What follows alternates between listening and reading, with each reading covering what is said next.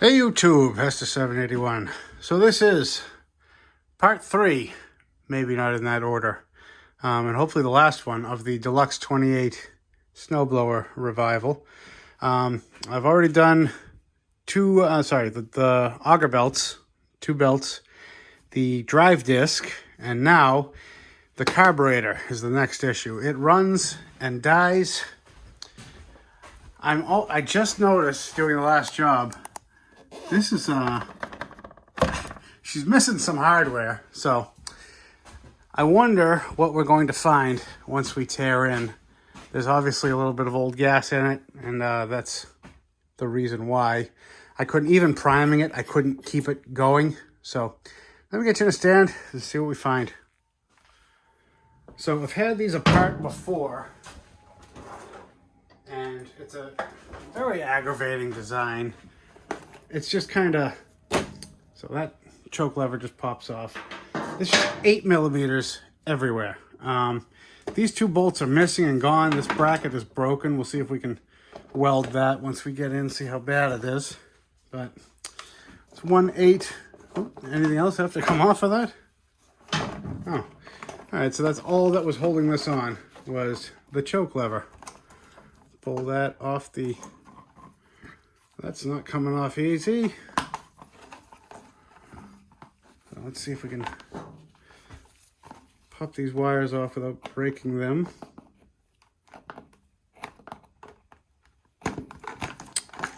Why? Come on. There. Oh, nope. I see this all the time with these. So that is out, but at what cost? Push that back in. Play nice. Yeah, that should go back in. Yep. Like it never happened. Okay. 2 8 millimeters right here.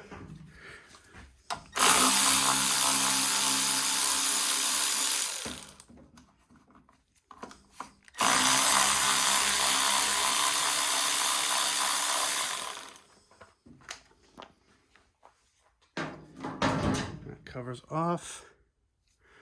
So now, is this?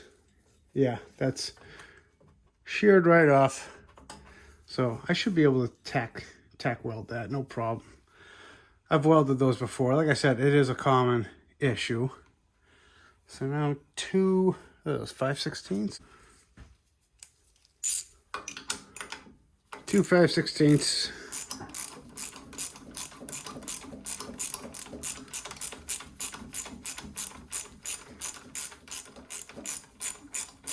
I'm pretty sure you can take this off after you get the carb off if you wanted, but it's blocking my access to the back 2 bolts, and for the sake of the videography purposes, just make it easier for you guys to see.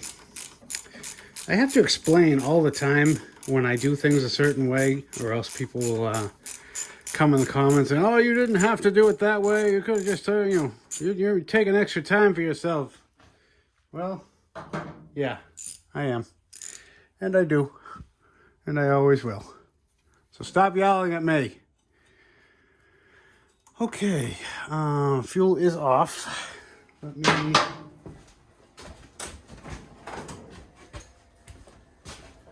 pop the fuel line.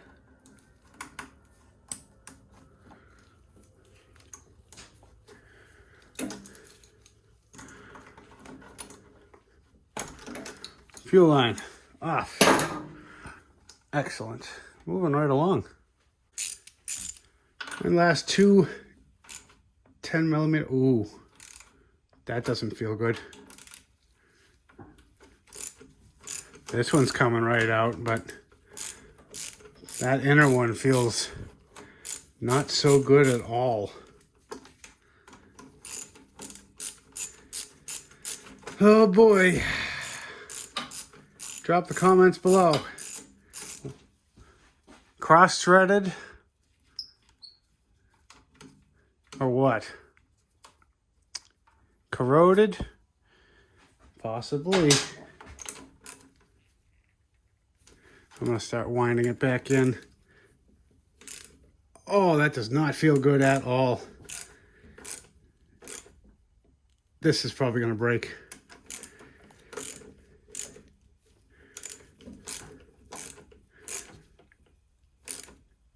Yeah. At least you're watching it in real time. Just take your time, go nice and slow. If it's gonna break, it's gonna break, but I feel like we're going a little further every time. I should have probably left the other one in to keep the carb from moving, but too late now. Yeah, I think someone cross-threaded this or what, but wow, that's tight. Oh. Oh, victory.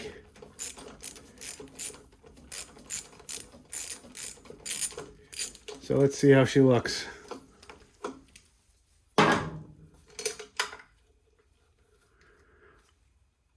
Well, that's peculiar.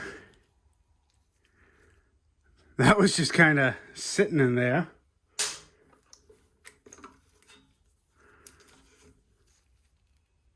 Was that really just Loctite?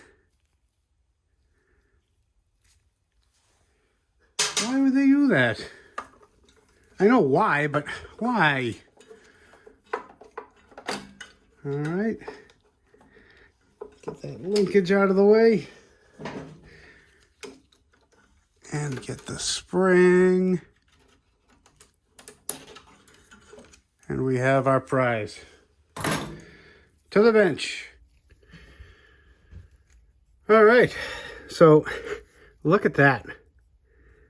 So what the heck? Did that bolt just like fall in there and vibrate? I mean, that's crushed. That is like impressive. I'm wondering if that bolt was there and someone had this apart and just pinched it on, but I figure one of these ears would have snapped before that. But anyway, there's really not much to this carb as far as outer extremities we can take off. Oh, that jet's looking scummy. Like I said, I could get it to start and then die. Come on. Mess with that afterwards. Let's see what's inside. That's actually fantastic. I'm shocked. Especially looking at the, the colorations out here. Like that orifice just looks completely plugged up. And that could be our problem. Let's see if the emulsion tube plays nice with us. That's already not feeling too good, huh? Yeah. Oh, that's gummy. But it's coming.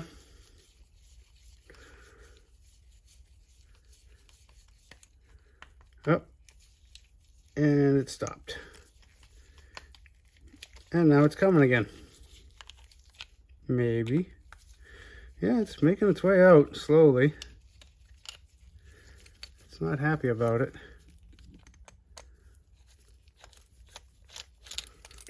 Perfect. Before I blow it off, I can already see, yep, there's some crap in there. I don't know if you can see these holes. I can see through them. Some of them, like this bottom one's plugged. I can see through it, but I can also see that big chunk of garbage right at the corner of your screen there. Something in there, so we'll give it a date with the ultrasonic. See if we can save her. Float's looking fine. All right, let me get that going. We'll turn you back on in a second. And while that's cooking, let's have a look at our fuel, shall we? Come on. Yeah.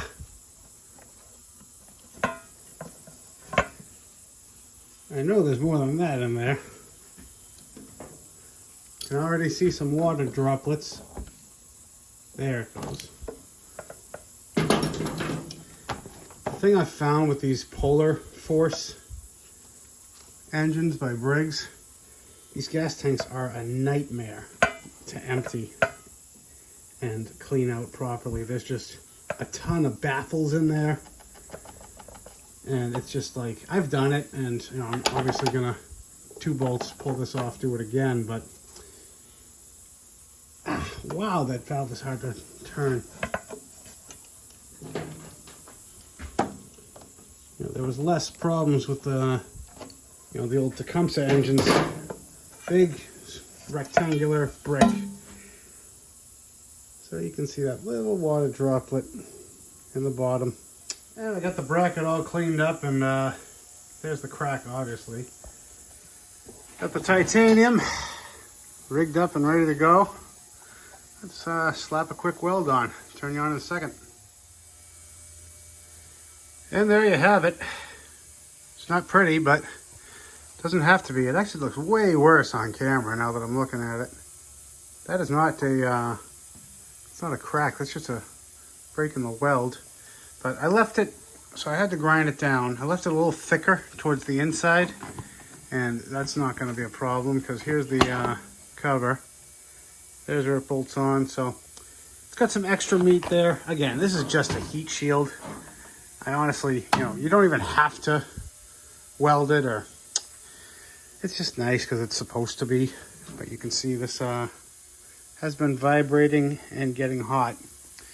So I also think that is where the mystery bolt came from, because it threads right in. So it's quite possible that vibrated loose. You can even see the mark on the cover where it was just sitting. But getting rid of that, because this is not the proper bolt. These are the proper bolts. There's the part number. And they are thumb screws. I actually stocked a bunch of these because I had a slew of people coming in that they just vibrate out and they don't care. So at least this will be going back together better than it came apart. So next on the list is our loose, unattached, missing bolts gas tank. So I did find the proper bolts. I'll put a picture right here. And those are $5 a piece, not counting shipping. No one local has them. And that's just like, it's against my religion to go that route. So, here's the plan. These are just some metric 6x1 bolts, about 1 inch long, going by the picture. I've measured the holes. There's nothing behind them. So you could send 1.5 inch, 2 inch bolt through, no problem, but stick to the same size you can. I got these nice Delrin bushings. They're slightly bigger on the outside, but the inside diameter is perfect. And we'll just throw a washer on the outside to make up for the flange. So this is going to work fine. They're slightly longer too, which is good because I'm going to chuck them up in the lathe and take them down to the proper outside diameter. Okay, so the setup is simple and fun. I got the 2 bushings on this 1/4-20 bolt. With this shoulder portion, there's absolutely no play. And I have a bunch of these hanger nuts. I think they're for HVAC, but they're bigger on one side and they're 1/4-20 on the other. So I'm going to thread that on. It's going to slide all the way over, squeeze up against this. I'm going to tighten it up in the bench in a second. And it's just going to do a great job of holding this whole thing from moving. Just allow me to take a whisker of a cut off of each one of these, and we'll see what happens. Got her all chalked up, ready to go. Got our calipers at the ready with our outside measurement, and we're just going to keep taking a little off and checking.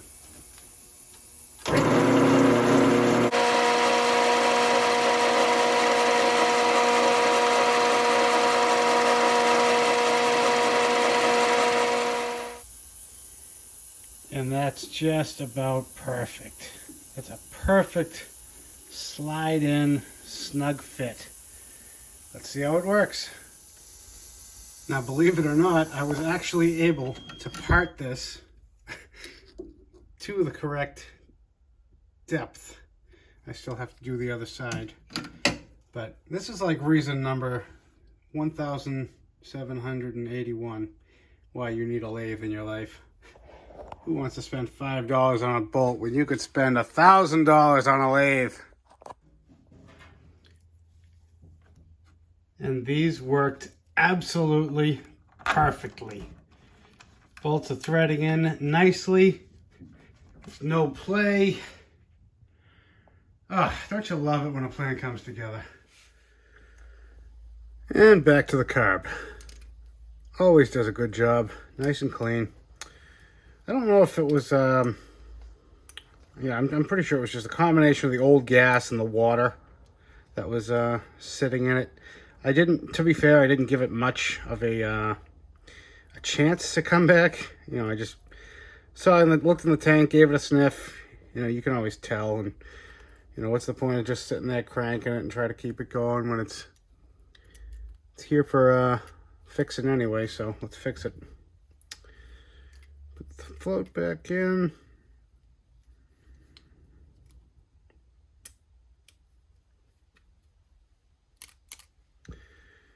And throw that emulsion tube back on there. A couple guys have asked me about this tool. Briggs makes them. It's a special set. They're just a nice flat tip that's ground just for doing these, you know, the main jets and the emulsion tubes, and they work very well. You know, of course, people go crazy tightening them down, and that's half the problem. But yeah, so I don't see any problem with this bowl other than, you know, the external dent. There's no internal damage, no cracks or anything, so she's going to be good to run. I think it's hilarious that they have a cutout for a bowl drain, but they never ended up putting one in at the factory. So, oh well, tighten that down and see you on the machine. And just like before, I'm going to block you a little bit, hooking up that spring and throttle. But other than that, like I said, very straightforward type carb. Not much to it as far as like a removable pilot jet and whatnot. I blew out those holes. I did run a tap through them. I'm pretty sure it was just, what's it called? Thread locker, which is strange. I mean, I could have swore that that bolt was going to snap off. But I am not obviously going to put it in any thread locker for the reinstallation because there's just no need. They're going to be snug. They're going to be tight. I've never had one come off, knock on wood. And I don't plan on ever having one come off. Pretty sure a Torx might be the better tool for getting these run in, but then once you're past that lip, there you go. Then you can just use a regular socket. Nice and snug. Okay, fuel line on. Fuel tank's been cleaned. Line's been blown out. You know, there's like no way of not getting in your line of vision, so sometimes you're just gonna have to look at my arm. All right, what's left? Put on this debris screen, which is exactly what it is. It's not an air filter, obviously. Snow blowers do not run air filters. They generally are running in a snowy environment, not a dusty one, so they've never seen the need. Not to mention it would just, suck water and eventually freeze and gum up anyway, so do not add one. I know a couple of Honda guys that tried adding them to theirs because they use the same air filter cover on snowblower engines as they do on their non-blower engines. And generally speaking, Honda guys, if they have one Honda, everything they own is Honda. So they try to be, what am I trying to say? They're generally great about maintenance to a fault, if that's even possible. You know, they try to over maintain, and you know, instances like that, that's where you'll do more damage than good. But I'll never knock somebody for trying to learn how something works, or trying their best to keep something running for as long as they can, especially in today's day and age and economy.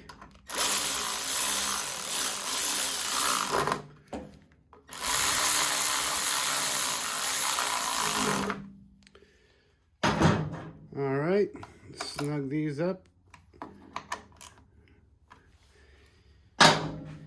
Excellent.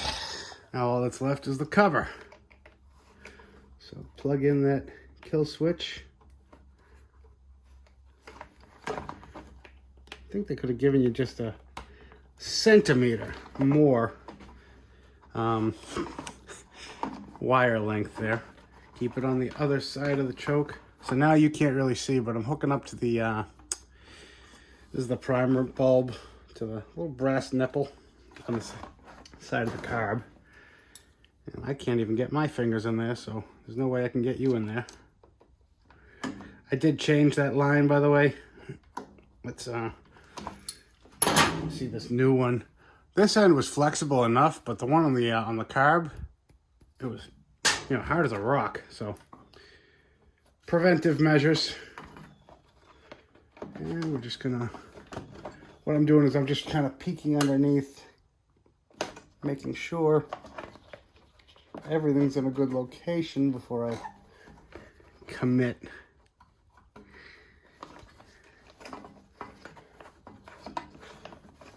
Yep. Okay. Done? Maybe? Yep. A little bit lower. Done. And now time for those special thumb screws. You do not have to go with these by any means. They were hard to find for me at one point, so I ended up going to the hardware store and just getting a couple of stainless thumb screws that worked perfectly. And again, stainless, so you're not going to have any issues.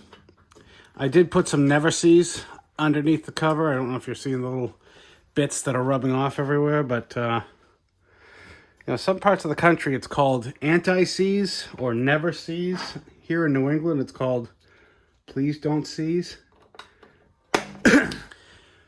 All right, that's together. That's together. That's tight now. I think we're ready to start her up. Well, here it is. This is for all the beans. I'm going to be testing the augers, the drive disc, and the carburetor all at the same time. All three videos coming into one outcome. Key is on, choke is on, fuel is on. Give it a couple primes, place your bets.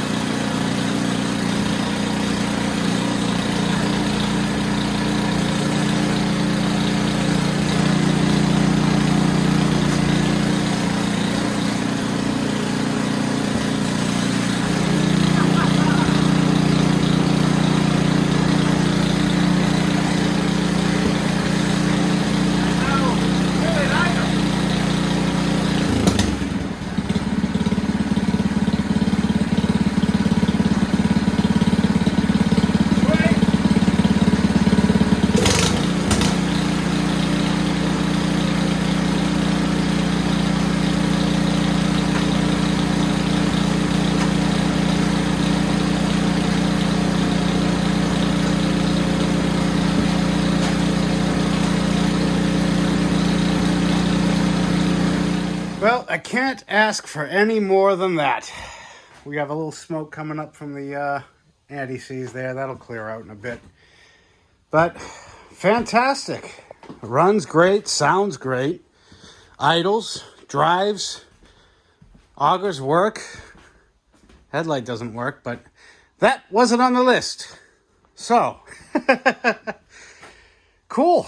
No snow on the ground yet, but this thing should be ready to go. All right. Well, want to thank you guys again for liking, watching, commenting, subscribing, and we'll catch you on the next one. Bye.